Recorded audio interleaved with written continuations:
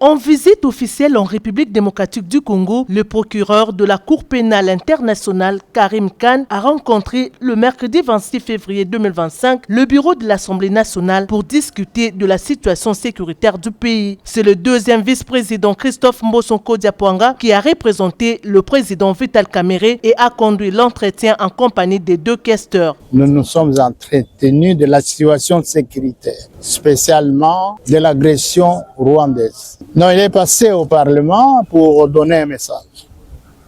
Le message, c'est que la CPI compte à ce que le Parlement congolais mette une loi en place qui leur permettra de collaborer avec la justice congolaise pour sanctionner les différents crimes qui se commettent dans notre pays. Cette rencontre s'inscrit dans le cadre des efforts visant à renforcer la coopération judiciaire entre la RDC et la CPI. Karim Khan a notamment transmis un message exhortant le Parlement congolais à voter une loi permettant une collaboration plus étroite entre la justice nationale et la Cour pénale internationale. L'objectif étant de sanctionner plus efficacement les crimes perpétrés sur le sol congolais. Ces plaidoyers interviennent alors que la RDC fait face à une recrudescence des violences à l'est du pays attribuées à l'agression rwandaise par Kinshasa. La CPI qui enquête sur plusieurs crimes de guerre et crimes contre l'humanité en RDC cherche ainsi à impliquer davantage les institutions congolaises dans la lutte contre l'impunité.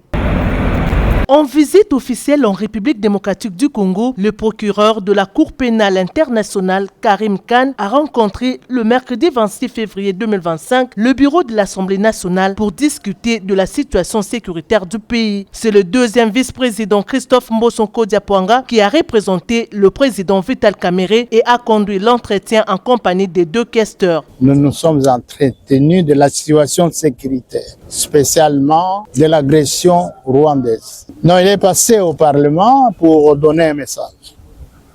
Le message, c'est que la CPI compte à ce que le Parlement congolais mette une loi en place qui leur permettra de collaborer avec la justice congolaise pour sanctionner les différents crimes qui se commettent dans notre pays. Cette rencontre s'inscrit dans le cadre des efforts visant à renforcer la coopération judiciaire entre la RDC et la CPI. Karim Khan a notamment transmis un message exhortant le Parlement congolais à voter une loi permettant une collaboration plus étroite entre la justice nationale et la Cour pénale internationale. L'objectif étant de sanctionner plus efficacement les crimes perpétrés sur le sol congolais. Ces plaidoyers interviennent alors que la RDC fait face à une recrudescence des violences à l'est du pays attribuées à l'agression rwandaise par Kinshasa. La CPI qui enquête sur plusieurs crimes de guerre et crimes contre l'humanité en RDC cherche ainsi à impliquer davantage les institutions congolaises dans la lutte contre l'impunité.